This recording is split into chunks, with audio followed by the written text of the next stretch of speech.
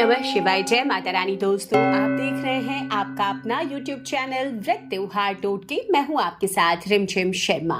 दोस्तों, सबसे पहले तो आप सभी को करवा चौथ की बहुत बहुत शुभकामनाएं। दोस्तों, 1 नवंबर को इस बार हम करवा चौथ का त्योहार मना रहे हैं, तो ऐसे में करवा चौथ से जुड़ी हुई देखिए सभी महत्वपूर्ण जानकारियां मैं लगातार आपके साथ शेयर कर रही हूं। आज इस वीडियो में मैं आपके साथ सरगी से जुड़ी हुई सभी महत्वपूर्ण जानकारियां शेयर करने जा रही हूं कि करवा चौथ के व्रत में सरगी का क्या महत्व है, सरगी हमें कहां से मिलती है, सरगी क्या हम खुद खरीद कर खा सकते हैं, सरगी हमें कितने बजे करनी चाहिए दोस्तों, और सरगी में क्या खाना जरूरी बताया गया है। दोस्तों, सरगी से जुड़ी हुई सभी जानकारियां आपको यहाँ पर प्राप्त हो जाएगी। सरगी को लेकर मन में किसी भी प्रकार का कोई संशय शंका है तो इस वीडियो को देखने के बाद मैं उम्मीद करती हूँ वो समाप्त हो जाएगी। चैनल पर पहली बार आए हैं, इस तरह की जानकारियां आपको भी अच्छी लगती है तो चैनल को सब्सक्राइब भी जरूर कर ले। करवा चौथ का व्रत सभी महिलाओं के लिए बहुत ही मायने रखता है, क्योंकि यह व्रत अपने पति की लंबी आयु के लिए महिलाएं अपने अखंड सौभाग्य के लिए धारण करती हैं, और ज्यादातर घरों में करवा चौथ का व्रत किया जाता है। दोस्तों, इस साल करवा चौथ का व्रत जैसा मैंने बताया 1 नवंबर को हम मना रहे हैं, तो ऐसे में सरगी अब हमें कब करना है। देखिए, सरगी व्रत शुरू करने से पहले करवा चौथ के व्रत में लेना जरूरी है, विधान है, एक नियम का हिस्सा है।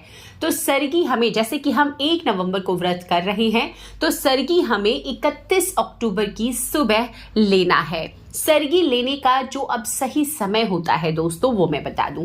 देखिए, करवा चौथ के व्रत में सरगी लेने का सही समय है जब सूर्योदय होता है। जब भी आपके शहर में सूर्योदय हो रहा हो, उससे 1 घंटे पहले कम से कम आप सरगी ले लें, क्योंकि सूर्योदय के बाद आपको स्नान करने के बाद में व्रत का, करवा चौथ के व्रत का संकल्प लेना होगा। तो कम से कम 1-1.5 घंटे पहले आपको सरगी ले लेनी चाहिए। तो इस प्रकार से दोस्तों, अगर 4 से 5 के बीच में आप सरगी ले लेते हैं तो सबसे उत्तम समय इसी को बताया गया है।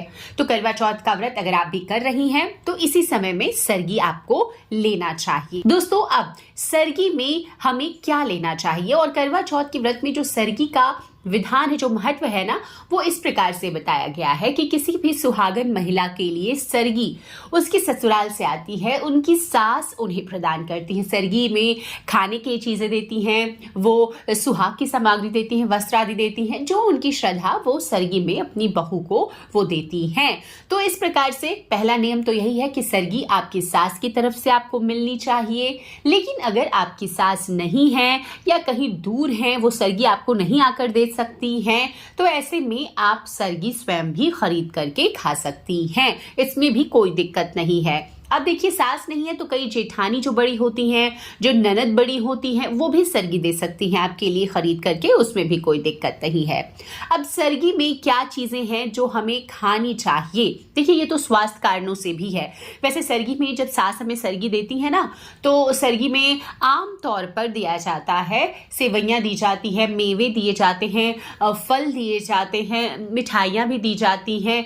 तो आपके यहाँ का जो विधान है उस हिसाब से तो सरगी मिलेंगी ही, लेकिन अगर आप चाहते हैं तो सरगी में आपको कुछ ऐसा लेना चाहिए जो कि अगले दिन आपको, जैसे कि पूरे दिन का निर्जल निराहार ये व्रत होता है, सुबह सूर्योदय के साथ शुरू होता है और चंद्रोदय के बाद में, पूजन के बाद में हम व्रत खोलते हैं। तो पूरे 13-14 घंटे का समय लगता है दोस्तों। तो इसीलिए सरगी में ऐसी चीजें लेनी चाहिए जो ये 13-14 घंटे हमारे व्रत के हैं वो हम आराम से निकाल सके, हमें किसी भी प्रकार की स्वास्थ्य संबंधी दिक्कतें ना हो।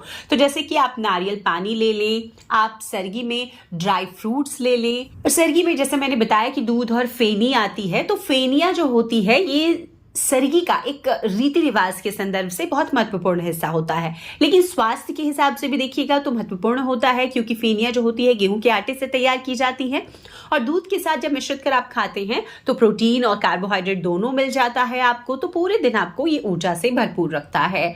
अब आपको पानी जरूर लेना चाहिए। तो पानी देखिए आप ज्यादा नहीं ले सकती, तो ऐसे में एक नारियल पानी आपको जरूर सुबह ले लेना चाहिए, इससे आप डिहाइड्रेटेड भी रहेंगी। जो नारियल पानी की तासीर होती है ठंडी होती है, तो पूरे दिन आपके शरीर के लिए जो एनर्जी है उस लेवल को ये मेंटेन रखेगा। तो ऐसा आप कर लें। जो फाइबर युक्त फल हैं, कुछ फल आप खा सकती हैं, कुछ थोड़े बहुत, एक मुट्ठी आप ड्राई नट्स ले लें। तो ऐसा करने से जो पूरे दिन का जो ये व्रत है दोस्तों, वो हमारे लिए कभी भी कष्टकारी नहीं होता है, स्वास्थ्य कार्ड और हम बड़ी आसानी से खुशी खुशी अपने श्रृंगार में समय व्यतीत करते हैं, अपने पूजन पाठ में समय व्यतीत करते हैं और हमें किसी प्रकार का कष्ट भी नहीं होता। तो सरगी का जो विधान है करवा चौथ में इसी से जुड़ा हुआ है। अब आपको सरगी में क्या नहीं खाना चाहिए? देखिए, तला भुना बाहर की चीजें आपको सरगी में नहीं खानी चाहिए, क्योंकि अगले दिन आप व्रत में हैं तो किसी प्रकार का नुकसान ना हो शारीरिक तौर पर आपको, तो इसलिए इन चीजों से बचना चाहिए। तो इसी प्रकार से सरगी से जुड़ी हुई जो ये महत्वपूर्ण जानकारियां थी, मैंने अपनी तरफ से कोशिश की है आपके साथ शेयर कर सकूं।